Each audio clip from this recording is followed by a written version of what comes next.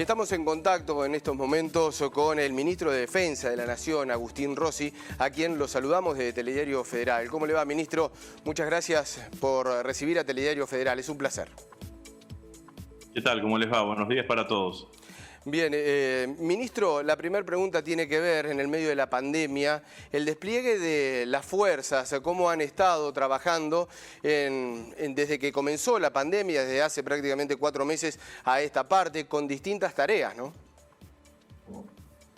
Bueno, efectivamente, cuando empezó la pandemia, el presidente de la Nación me indicó que debíamos poner la totalidad de las capacidades de las Fuerzas Armadas a disposición de la colaboración, para colaborar con la lucha contra la pandemia. Lo que nosotros hicimos fue hacer dividir el país en 14 comandos de emergencia, 14 regiones de emergencia. Esas regiones de emergencia con su comandante tomaban contacto con los intendentes, los gobernadores de cada una de las regiones, y desde allí surgían mayormente las demandas, y nosotros, a partir de la demanda y de la clasificación de esa demanda, veíamos si podíamos cumplir y llevarla adelante. De hecho, lo que tenemos ahora es, en casi 120 días de pandemia, 9.000 tareas realizadas.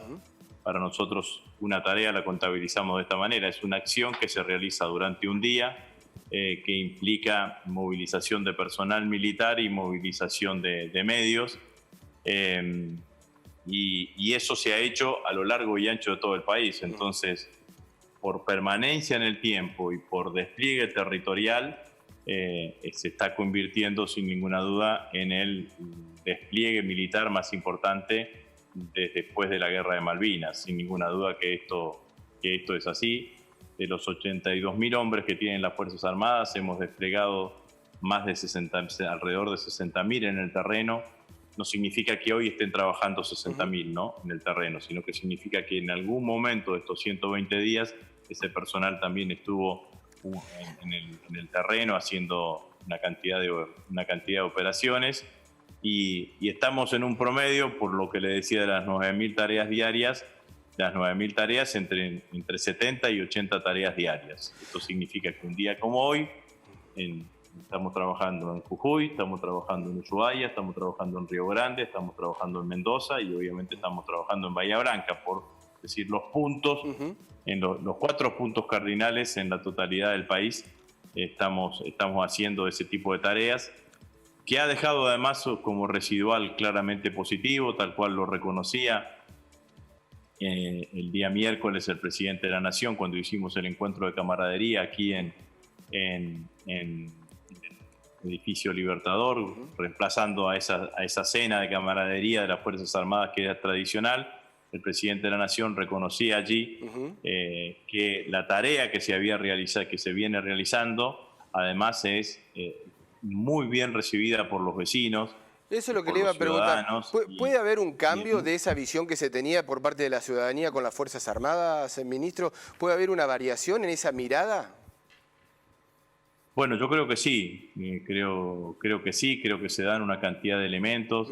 Al principio de la gestión, usted acuérdese que el presidente de la Nación ponía como hecho a visibilizar que ya hoy las Fuerzas Armadas no tienen ningún personal en actividad que haya cumplido funciones durante la dictadura militar. El oficial más antiguo es el jefe del Estado Mayor Conjunto, el general Paleo, cuyo primer destino fue en 1984, ya gobierno del doctor Raúl Alfonsín, en Tartagal, provincia de Salta. Pero además de esa situación, me parece que todo lo que se ha generado de este accionar de las Fuerzas Armadas, fuertemente solidario, fuertemente de apoyo y de ayuda a la población en distintos momentos y en distintas circunstancias en estos 4 meses, con distintos niveles de actividades, me parece que sin ninguna duda han fortalecido el músculo, la vinculación entre las Fuerzas Armadas y la sociedad civil. Y bueno, y a mí eso la verdad que me pone muy contento cuando yo veo que me mandan un video, que cuando salen los camiones militares de un barrio, o cuando se van o cuando llegan y son despedidos o recibidos con aplausos, a mí me da mucha alegría, porque me parece que es una situación que los argentinos nos va a permitir transitar en el futuro de una manera distinta en relación a la mirada de la sociedad civil con las Fuerzas Armadas. Absolutamente de acuerdo. Ministro, con respecto a las tareas que tienen las Fuerzas Armadas, ya no en la pandemia, sino también como objetivo, usted como ministro, el hecho de la seguridad interior, la lucha con el narcotráfico, ¿esa es una mirada que ya ha quedado atrás? La Argentina durante todos estos años de democracia, estos 37 años de democracia, fue construyendo acuerdos. En el marco de la política de defensa y la política de seguridad, ese acuerdo se expresó en 3 leyes. La Ley de Seguridad Interior, la Ley de Defensa y la Ley de Inteligencia Nacional, que fueron aprobadas en 3 gobiernos distintos, respectivamente con Raúl Alfonsín, con Carlos Menem y con Fernando de la Rúa. Esas leyes claramente diferencian o disponen que las tareas de defensa están a cargo de las Fuerzas Armadas y las tareas de seguridad interior están a cargo de las Fuerzas Federales de Seguridad, Gendarmería, Prefectura, Policía de Seguridad Aeroportuaria, Policía Federal y las policías provinciales. En realidad esa es una doctrina que el primer país que la adoptó fue los Estados Unidos.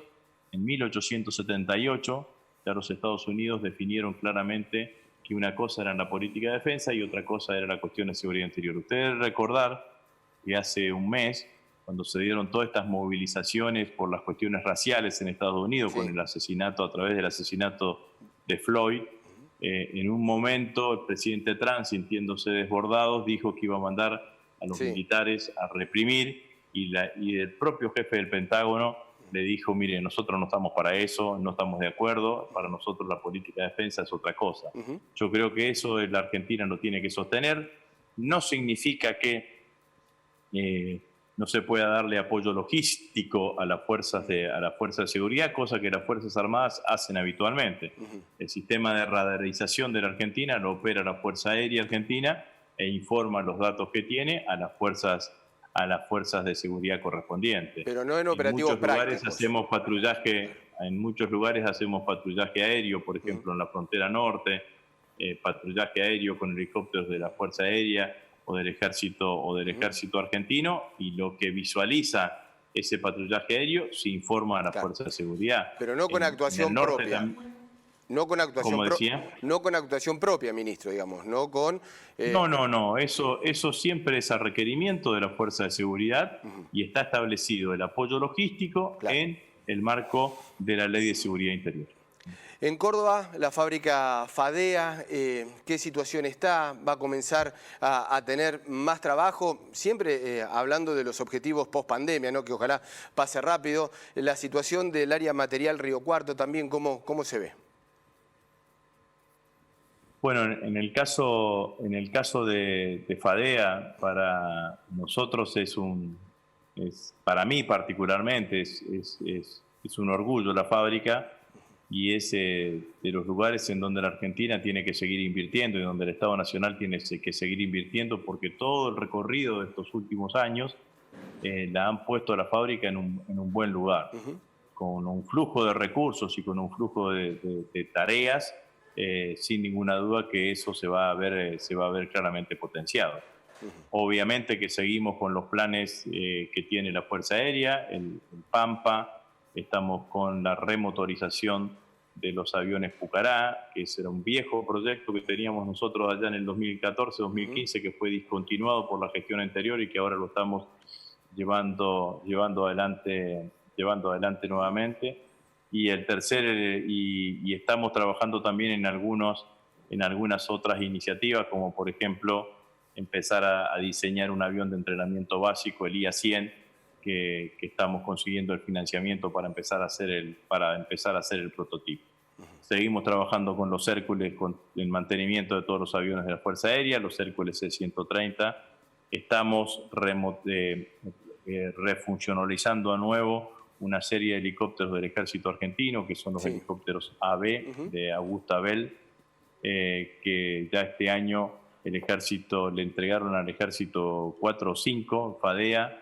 La Fadea entregó este año un Pampa a la Fuerza Aérea Argentina. Así que estamos trabajando. ¿Qué se nos cayó con respecto a la gestión anterior? La gestión anterior había hecho una cosa interesante, que era ampliar los clientes de FADEA, no solamente que los clientes queden en manos del Estado, digamos, no como la Fuerza Aérea, sino que había ampliado con contratos privados del sector aerocomercial, el sector comercial de la aviación. Obviamente, con la crisis que eso tiene, eso claramente se nos vio fuertemente dificultado. Lo que sí tenemos, además, una muy buena noticia en el día de ayer, es que firmamos un convenio con el Ministerio de Transporte para proveerle vagones a ferrocarriles, a las distintas áreas de ferrocarriles aquí que dependen del Ministerio de Transporte, vagones Tolva, que se van a fabricar en la fábrica militar del Río Tercero. Hay un convenio firmado por 60 vagones Tolva, así que calculamos que antes de fin de año vamos a estar entregando los primeros 10, y eso va a tener un impacto muy importante en la fábrica militar del Río Tercero. Ministro, le pregunto por Malvinas, el pedido siempre presente, cómo es la política, cómo la ve usted. Nosotros lo que tenemos que hacer con Malvinas es intensificar todo lo que significa nuestro reclamo diplomático. Lo más importante que podemos hacer allí es seguir generando las condiciones como para que el reclamo diplomático internacional sea cada vez más numeroso y más intenso, ¿no? Recuerdo en mi anterior gestión como ministro de Defensa, en un momento Gran Bretaña decide aumentar el presupuesto para la base militar, las bases militares que tiene allí en Malvinas. Hoy en Malvinas hay más o menos la misma cantidad de habitantes que la cantidad de soldados británicos, o sea que se ha convertido en un gran enclave militar Malvinas para Gran Bretaña. Entonces el ministro de Defensa en ese momento tuvo que concurrir a la Cámara de los Comunes, a lo que es la Cámara de Diputados en Londres, para justificar el pedido de aumento de presupuesto. Cuando fue interpelado por los diputados de la oposición, lo que terminó, dio una respuesta como diciendo, bueno, Argentina siempre es muy intenso, la situación es muy peligroso, lo que hace Argentina. Le preguntaron, bueno, mire, el material bélico que tiene Argentina no permite ninguna acción bélica ni nada por el estilo. Y él dijo, bueno, pero ese no es el problema es que en todos los foros internacionales los argentinos no cesan su reclamo por Malvinas. Bueno, me parece que este es el camino que nosotros tenemos que tener. Yo creo que se nos abre una forma de relacionamiento distinto con Europa a partir de la salida de Gran Bretaña vía Brexit de la Unión Europea. Quizás allí los países de la Unión Europea se sientan con mayores grados de libertad como para tratar de expresar nuestro apoyo, porque diga lo que se diga, a ningún país del mundo le gusta que en pleno siglo XXI sea acusado de una acción harto evidente de colonialismo como es la presencia de Gran Bretaña en Malvinas. ¿Y es posible por esos caminos, ministro, recuperar soberanía? Es el único camino posible. El único camino posible es ir generando las condiciones para que en un determinado momento, bajo determinadas circunstancias, se pueda restablecer el diálogo. Usted sabe que lo que reclama la Argentina es el diálogo y que ese diálogo contemple la cuestión de la soberanía, y eso es lo que se vota todos los años en Naciones Unidas. El mundo es un mundo que hoy está cambiando mucho, que sí es cierto que es un mundo que no tiene conflictos bélicos extendidos en el tiempo y en el espacio, pero no significa eso que no tenga conflictos bélicos tradicionales, no significa que no existan tensiones en el mundo, ¿no? Hay tensiones entre Estados Unidos y China, Rusia está siempre ahí presente, la Unión Europea juega un rol importante, hay carreras, en términos entre comillas, que no solamente tienen que ver con el equipamiento bélico de cada uno de los países, sino los desarrollos científicos y tecnológicos de cada uno de los países. La demanda de recursos naturales cada vez es más importante. Argentina es un país mediano en todo el contexto internacional. Somos el país que tiene la octava superficie del mundo. Somos un país subpoblado, con baja densidad poblacional. Tenemos riqueza de recursos naturales. Tenemos un lugar estratégico en el mundo, como es nuestra presencia en el Atlántico Sur, en la confluencia con los dos océanos. Bueno, me parece que en ese marco también nos exige a nosotros tener definido, y el otro día, el miércoles, el presidente también lo dijo aquí en el Ministerio de Defensa, tener definida una política de defensa que nos permita garantizar la soberanía en los tres espacios, marítimo, terrestre, terrestre y aéreo, y para eso obviamente no solamente tenemos que tener un instrumento militar muy capaz como el que tenemos ahora, integrado por hombres y mujeres instruidos, formados, capacitados con muy alto nivel. Además de eso necesitamos incorporarle el equipamiento logístico, el equipamiento necesario como para que esa defensa de la soberanía se pueda hacer efectiva, digamos. La Argentina defiende una teoría de defensa reactiva, claro. O sea, que significa, pero tratamos de generar una mirada disuasiva. Bueno, para que sea disuasiva hay que tener elementos de defensa para que disuada a que cualquier otro que quiera mirarnos de otra manera, ¿no? Queda muy claro, ministro. Le pregunto, lo saco un poquitito de este tema, pero le pregunto de política. Ha sido uno de los primeros que ha salido a apoyar cuando vino algunas críticas, cuando el presidente se sentó en una mesa con distintos sectores. ¿Entendió que era el momento de apoyar a Alberto Fernández por el contexto que se está viviendo, por la política? Sí, está claro que el contexto me parece que es el momento de cerrar filas alrededor del presidente, pero porque la realidad me parece que el presidente está haciendo las cosas muy bien en la Argentina. El presidente asumió el 10 de diciembre del 2019 y cuando asumió se encontró con una crisis económica que presumíamos, que sabíamos que existía, pero que uno ve la verdadera magnitud cuando se sienta en los despachos del Poder Ejecutivo.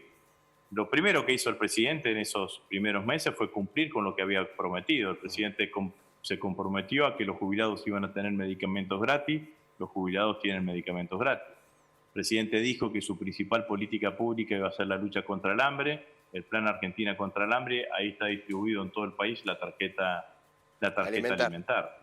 El 1 de marzo fuimos al Congreso y el presidente dio su discurso casi fundacional de los ejes de su gestión en los próximos 4 años. A 2 días después, el 3 de marzo, tuvimos el primer caso de COVID en la Argentina y el 9 de marzo declarada la pandemia mundial. Llevamos gobernando más meses con COVID que sin COVID. El presidente se puso al frente de gestionar la respuesta de la Argentina ante la pandemia, respuesta que ha sido más que adecuada, más que correcta, más que positiva. Pero la Argentina no tenía solamente el problema de la pandemia como tenían el resto de los países del mundo. La Argentina además tenía un problema económico y nos teníamos que poner a resolver la cuestión de la deuda y ahí también el presidente se puso a liderar la negociación y la negociación para reestructurar la deuda con los acreedores externos. En el medio tuvimos que atender a aquellos sectores que estaban más fuertemente condicionados o más fuertemente afectados por los efectos que generaba la pandemia sobre la crisis económica. Ahí salió el IFE, que significa, mire, para el mes que viene, significa 90.000 millones de pesos. 90.000 millones de pesos. Ahí salió esfuerzo fiscal, ahí salió los ATP, que significa otro esfuerzo fiscal importante. Eso queda muy claro, ministro. Entonces, en ese escenario, y termino con esto, digamos, ¿no? En ese escenario estamos ahora, en el momento más agresivo de la pandemia. Estamos terminando en el tramo final de la renegociación de la deuda. Empiezan a haber incipientes señales de posibilidad de recuperación económica que claramente hay que fortalecer, que no hay que quedarse solamente con esas señales. El Estado va a tener que acompañar. Además tenemos una oposición que cada vez es más dura y más virulenta con nosotros. Me parece que claramente, por lo que dije y por la descripción del momento, es el momento de apoyar fuertemente al liderazgo del presidente de la Nación, que es el que está llevando adelante toda esta gestión. Dentro del Frente de Todos también hay otras miradas, por eso le preguntaba y por eso fue importante, digamos, su reacción pública en ese apoyo al presidente. La última, para no restarle más tiempo, se volvió el debate, justicia en mano propia, lo que hemos visto en Quilmes con el jubilado. ¿Hay discursos peligrosos que vienen también de algunos funcionarios? A mí me parece que siempre lo que se tiene que aplicar es la justicia, digamos, ¿no? La justicia, cuando suceden situaciones de estas características, la justicia es la que tiene que estar por encima de todo. La justicia por mano propia no lo comparto, no es lo indicado, no es lo conveniente. Entramos en el sálvese quien pueda y en la ley del tailón, digamos, ¿no? Entonces estamos en un escenario que no resuelve absolutamente nada. Yo entiendo las situaciones, entiendo que siempre una situación de inseguridad y de violencia, además cuando es reiterada en una familia, siempre genera muchísima impotencia, muchísima bronca y demás, pero el camino es que se dejen actuar a las fuerzas de seguridad y que se deje actuar a la justicia. Agustín Rossi, ministro de Defensa de la Nación, muchísimas gracias con el tiempo con Telediario Federal. Un fuerte abrazo. Bueno, muchas gracias a ustedes. Adiós. Hasta luego.